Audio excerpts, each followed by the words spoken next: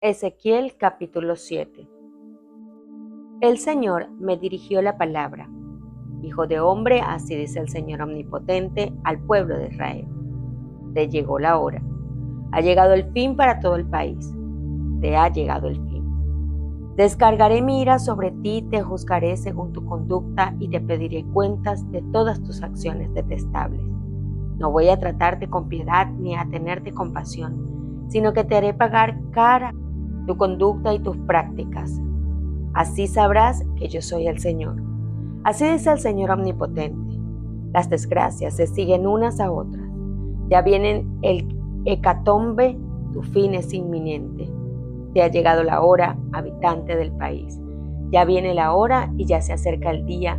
En las montañas hay pánico y no alegría. Ya estoy por descargar sobre ti mi furor, desahogaré mi enojo contra ti, te juzgaré según tu conducta, te pediré cuentas por todas tus acciones detestables. No voy a tratarte con piedad ni a tenerte compasión, sino que te haré pagar cara tu conducta y tus prácticas repugnantes. Así sabrás que yo, el Señor, también puedo herir. Ya llegó el día, ya está aquí, tu suerte está echada. Florece la injusticia, germina el orgullo y la violencia produce frutos de maldad. Nada quedará de ustedes ni de su multitud, nada de su riqueza ni de su opulencia. Llegó la hora, este es el día. Que no se alegre el que compra ni llore el que venda, porque mi enojo caerá sobre toda la multitud. Y aunque el vendedor siga con vida, no recuperará lo vendido, porque no se revocará la visión referente a toda su multitud. Y por su culpa nadie podrá conservar la vida. Aunque toquen la trompeta y preparen todo, nadie saldrá a la batalla, porque mi enojo caerá sobre toda la multitud. Allá afuera hay guerra, y aquí adentro peste y hambre. El que esté en el campo morirá a filo de espada, y el que esté en la ciudad se morirá de hambre y de peste. Los que logren escapar se quedarán en las montañas como palomas del valle, cada uno llorando por su maldad. Desfallecerá todo brazo y temblará toda rodilla. Se vestirán de luto y el terror los dominará. Se llenarán de vergüenza y se convertirán en objeto de burla. La plata la arrojarán a las calles y el oro lo verán como basura. En el día de la ira del Señor, ni su oro ni su plata podrán salvarlos, ni les servirán para saciar su hambre y llenar el estómago, porque el oro fue el causante de su caída. Se enorgullecían de sus joyas hermosas y las usaron para fabricar sus imágenes detestables y sus ídolos despreciables. Por esta razón, convertiré esas joyas en algo repugnante. Haré que vengan los extranjeros y se las roben, y que los malvados de la tierra se las lleven y las profanen. Alejaré de ellos mi presencia y mi templo será profanado. Entrarán los invasores y lo profanarán. Prepara las cadenas porque el país se ha llenado de sangre y la ciudad está llena de violencia. Haré que las naciones más violentas vengan y se apoderen de sus casas. Pondrán fin a la soberbia de los poderosos y sus santuarios serán profanados. Cuando la desesperación los atrape, en vano buscarán la paz. Una tras otra vendrán las desgracias, al igual que las malas noticias. Del profeta demandarán visiones. La instrucción se alejará del sacerdote y a los jefes del pueblo no les quedarán consejos. El rey hará duelo, el príncipe se cubrirá de tristeza y temblarán las manos del pueblo. Yo los trataré según su conducta y los juzgaré según sus acciones. Así sabrán que yo soy el Señor. Ezequiel capítulo 8. En el día 5 del mes 6 del año 6, yo estaba sentado en mi casa, junto con los jefes de Judá. De pronto el Señor puso su mano sobre mí. Miré entonces y vi una figura de aspecto humano. De la cintura para abajo ardía como fuego y de la cintura para arriba brillaba como el metal bruñido. Aquella figura extendió lo que parecía ser una mano y me tomó del cabello. Un viento me sostuvo entre la tierra y el cielo y en visiones divinas me llevó a la parte norte de Jerusalén hasta la entrada de la puerta interior, que es donde está el ídolo que provoca los celos de Dios.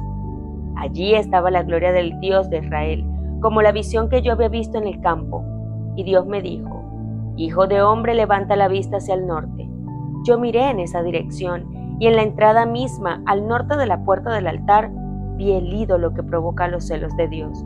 También me dijo: Hijo de hombre, ¿ves las grandes abominaciones que cometen los israelitas en este lugar y que me hacen alejarme de mi santuario? Realmente no has visto nada todavía. Peores abominaciones verás. Y después me llevó a la entrada del atrio. En el muro había un agujero. Entonces me dijo: Hijo de hombre, agranda el agujero del muro. Lo agrandé. Y el agujero en el muro, y me encontré con una puerta. Dios me dijo: entra y observa las abominaciones que allí cometen. Yo entré, y a lo largo del muro vi pinturas de todo tipo, figuras de reptiles, de otros animales repugnantes, de todas las malolientes ídolos de Israel. 70 jefes israelitas estaban de pie frente a los ídolos, rindiéndoles culto. Entre ellos se encontraban Hazanías, hijo de Safán. Cada uno tenía en la mano un incensario, del cual subía una fragante nube de incienso. Él me dijo: Hijo de hombre, ¿ves lo que hacen los jefes de Israel en los oscuros nichos de sus ídolos? Andan diciendo: no hay ningún señor que nos vea, el Señor ha abandonado el país. Y añadió: ya los verás cometer mayores atrocidades. Luego me llevó a la entrada del templo del Señor, a la puerta que da hacia el norte. Allí estaban unas mujeres sentadas que lloraban por el dios Tamuz. Entonces Dios me dijo: Hijo de hombre, ¿ves esto? Pues aún las verás cometer mayores atrocidades. Y me llevó al atrio interior del templo. A la entrada del templo, entre el vestíbulo y el altar, habían unos 25 hombres que estaban mirando hacia el oriente y adoraban al sol de espaldas al templo del Señor. Me dijo: Hijo de hombre, ¿ves esto? ¿Tan poca cosa le parece a Judá cometer tales abominaciones que también han llenado la tierra de violencia y no deja de provocarme? Mira cómo me enardecen pasándome por la nariz sus pestilentes ramos. Por eso voy a actuar con furor. No les tendré piedad ni compasión. Por más que me imploren a gritos, no los escucharé. Ezequiel capítulo 9. Después oí que Dios clamaba con fuerte voz: acérquense, verdugos de la ciudad, cada uno con su arma destructora en la mano. Entonces vi que por el camino de la puerta superior que da hacia el norte venían 6 hombres, cada uno con un arma mortal en la mano. Con ellos venía un hombre vestido de lino que llevaba en la cintura un estuche de escriba. Todos ellos entraron y se pararon junto al altar de bronce. La gloria del Dios de Israel, que estaba sobre los querubines, se elevó y se dirigió hacia el umbral del templo. Al hombre vestido de lino que llevaba en la cintura un estuche de escriba, el Señor lo llamó y le dijo: recorre la ciudad de Jerusalén y coloca una señal en la frente de quienes giman y hagan lamentación por todos los actos detestables que se cometen en la ciudad.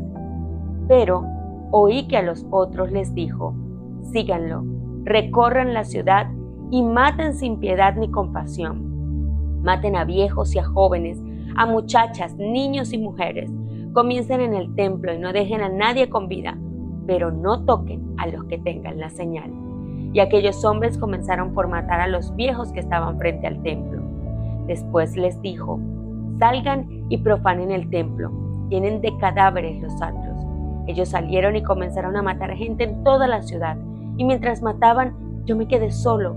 Caí rostro en tierra y grité: ¡ay, Señor y Dios! ¿Descargarás tu furor sobre Jerusalén y destruirás a todo el resto de Israel? El Señor me respondió: la iniquidad del pueblo de Israel y de Judá es extremadamente grande. El país está lleno de violencia, la ciudad llena de injusticia. Ellos piensan: el Señor ha abandonado el país, no hay ningún Señor que vea. Por eso no les tendré piedad ni compasión, sino que les pediré cuentas de su conducta. Entonces el hombre vestido de lino que llevaba en la cintura un estuche de escriba me informó: ya hice lo que me mandaste hacer. Lucas capítulo 9, versículos 28 al 36.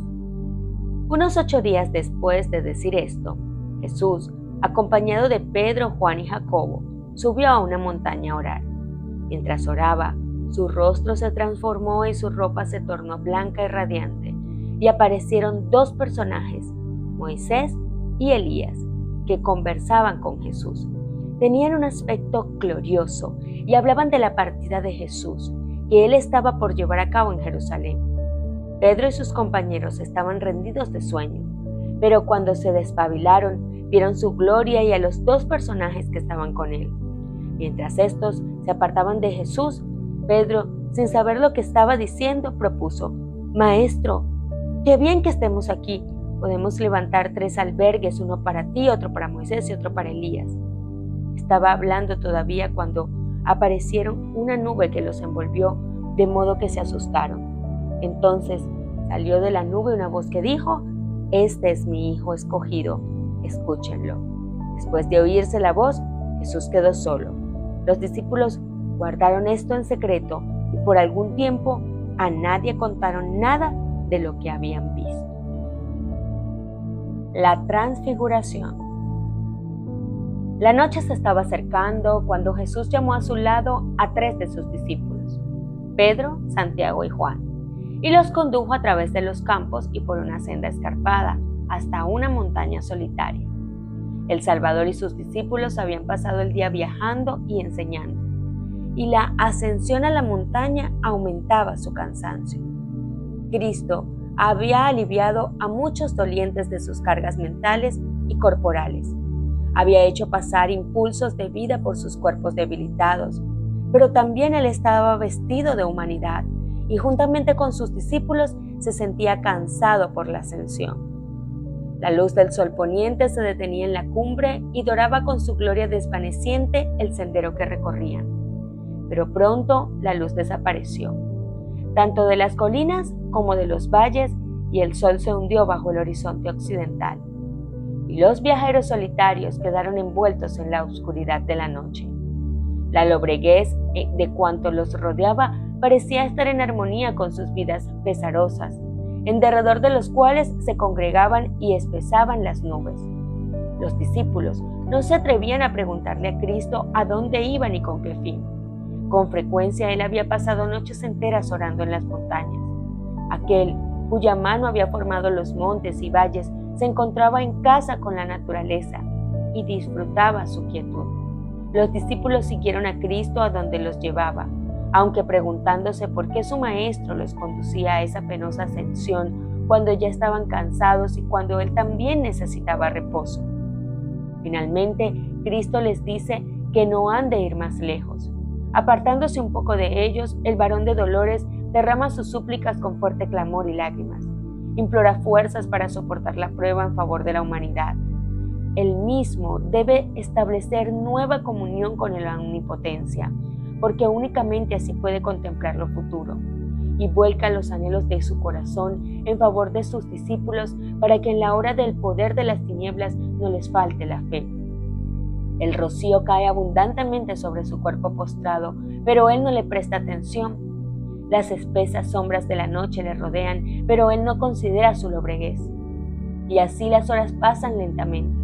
Al principio los discípulos unen sus oraciones a las suyas con sincera devoción, pero después de un tiempo los vence el cansancio y a pesar de que procuran sostener su interés en la cena, se duermen. Jesús les ha hablado de sus sufrimientos, los trajo consigo esta noche para que pudiesen orar con él. Aún ahora está orando por ellos. El Salvador ha visto la tristeza de sus discípulos y ha deseado aliviar su pesar dándoles la seguridad de que su fe no ha sido inútil. No todos, aún entre los 12, pueden recibir la revelación que desea impartirles. Solo los 3 que han de presenciar su angustia en el Getsemaní han sido elegidos para estar con él en el monte. Ahora, su principal petición es que les sea dada una manifestación de la gloria que tuvo con el Padre antes que el mundo fuese, que su reino sea revelado a los ojos humanos y que sus discípulos sean fortalecidos para contemplarlo. Ruega que ellos puedan presenciar una manifestación de su divinidad que los consuele en la hora de su agonía suprema, con el conocimiento de que Él es seguramente el Hijo de Dios y que su muerte ignominiosa es parte del plan de la redención. Su oración es oída. Mientras está postrado humildemente sobre el suelo pedregoso, los cielos se abren de repente, las auras puertas de la ciudad de Dios quedan abiertas de par en par y una irradiación santa desciende sobre el monte, rodeando la figura del Salvador. Su divinidad interna refulge a través de la humanidad y va al encuentro de la gloria que viene de lo alto. Levantándose de su posición postrada, Cristo se destaca con majestad divina. Ha desaparecido la agonía de su alma, su rostro brilla ahora como el sol y sus vestiduras son blancas como la luz. Los discípulos, despertándose, contemplan los raudales de gloria que iluminan el monte. Con temor y asombro miran el cuerpo radiante de su Maestro y al ser habilitados para soportar la luz maravillosa, ven que Jesús no está solo. Al lado de él hay dos seres celestiales que conversan íntimamente con él. Son Moisés, quien había hablado sobre el Sinaí con Dios, y Elías, a quien se concedió el alto privilegio, otorgado tan solo a otro de los hijos de Adán, de no pasar bajo el poder de la muerte. 15 siglos antes, sobre el monte Pisga, Moisés había contemplado la tierra prometida, pero a causa de su pecado en Meribá, no le fue dado entrar en ella. No le tocó el gozo de conducir a la hueste de Israel a la herencia de sus padres. Su ferviente súplica: pase, yo ruégote, y vea aquella tierra buena que está a la parte allá del Jordán, aquel buen monte y el Líbano, fue denegada. La esperanza que durante 40 años había iluminado las tinieblas de sus peregrinaciones en el desierto debió frustrarse. Una tumba en el desierto fue el fin de aquellos años de trabajo y congoja pesada. Pero aquel que es poderoso para hacer todas las cosas mucho más abundantemente de lo que pedimos o entendemos, había contestado en esta medida la oración de su siervo. Moisés pasó bajo el dominio de la muerte, pero no permaneció en la tumba. Cristo mismo le devolvió la vida. Satanás, el tentador, había pretendido el cuerpo de Moisés por causa de su pecado, pero Cristo, el Salvador, lo sacó del sepulcro. En el monte de la transfiguración, Moisés atestiguaba la victoria de Cristo sobre el pecado y la muerte. Representaba a aquellos que saldrán del sepulcro en la resurrección de los justos. Elías, que había sido trasladado al cielo sin ver la muerte, representaba a aquellos que estarán viviendo en la tierra cuando venga Cristo por segunda vez, aquellos que serán transformados en un momento, en un abrir de ojo, al final la trompeta, cuando esto mortal sea vestido de inmortalidad y esto corruptible fuere vestido de incorrupción. Jesús estaba vestido por la luz del cielo, como aparecerá cuando venga la segunda vez sin pecado para su salud, porque Él vendrá en la gloria de su Padre con los santos ángeles. La promesa que hizo el Salvador a los discípulos quedó cumplida. Sobre el monte, el futuro reino de gloria fue representado en miniatura. Cristo el Rey, Moisés el representante de los santos resucitados y Elías de los que serán trasladados. Los discípulos no comprenden todavía la escena, pero se regocijan de que el paciente maestro, el manso y humilde, que ha peregrinado de acá para allá como extranjero, sin ayuda, ha sido honrado por los favorecidos del cielo. Creen que Elías ha venido para anunciar el reino del Mesías y que el reino de Cristo está por establecerse en la tierra. Quieren desterrar para siempre el recuerdo de su temor y desaliento. Desean permanecer allí donde la gloria de Dios se revela. Pedro exclama: Maestro, bien será que nos quedemos aquí y hagamos 3 pabellones, para ti uno y para Moisés otro y para Elías otro. Los discípulos confían en que Moisés y Elías han sido enviados para proteger a su maestro y establecer su autoridad real. Pero antes de la corona debe venir la cruz. Y el tema de la conferencia con Jesús no es su inauguración como rey, sino su fallecimiento, que ha de acontecer en Jerusalén. Llevando la debilidad de la humanidad y cargado con su tristeza y pecado, Cristo anduvo solo en medio de los hombres. Mientras las tinieblas de la prueba venidera le apremiaban, estuvo espiritualmente solo en un mundo que no le conocía. Aún sus amados discípulos, absortos en sus propias dudas, tristezas y esperanzas ambiciosas, no habían comprendido el misterio de su misión. Él había morado entre el amor y la comunión del cielo, pero en el mundo que había creado se hallaba en la soledad. Ahora el cielo había enviado sus mensajeros a Jesús, no ángeles, sino hombres que habían soportado sufrimientos y tristeza y podían simpatizar con el Salvador en la prueba de su vida terrenal. Moisés y Elías habían sido colaboradores de Cristo, habían compartido su anhelo de salvar a los hombres. Moisés había rogado por Israel que perdones ahora su pecado y si no, ráeme ahora de tu libro que has escrito. Elías había conocido la soledad de espíritu mientras durante 3 años y medio había llevado el peso del odio y la desgracia de la nación. Había estado solo de parte de Dios sobre el monte Carmelo, solo había huido al desierto con angustia y desesperación. Estos hombres, escogidos antes que cualquier ángel que rodease el trono, habían venido para conversar con Jesús acerca de las escenas de sus sufrimientos y para consolarle con la seguridad de la simpatía del cielo. La esperanza del mundo, la salvación de todo ser humano fue el tema de su entrevista. Vencidos por el sueño, los discípulos oyeron poco de lo que sucedió entre Cristo y los mensajeros celestiales. Por haber dejado de velar y orar, no habían recibido lo que Dios deseaba darles, un conocimiento de los sufrimientos de Cristo y de la gloria que había de seguirlos. Perdieron la bendición que podrían haber obtenido compartiendo su abnegación.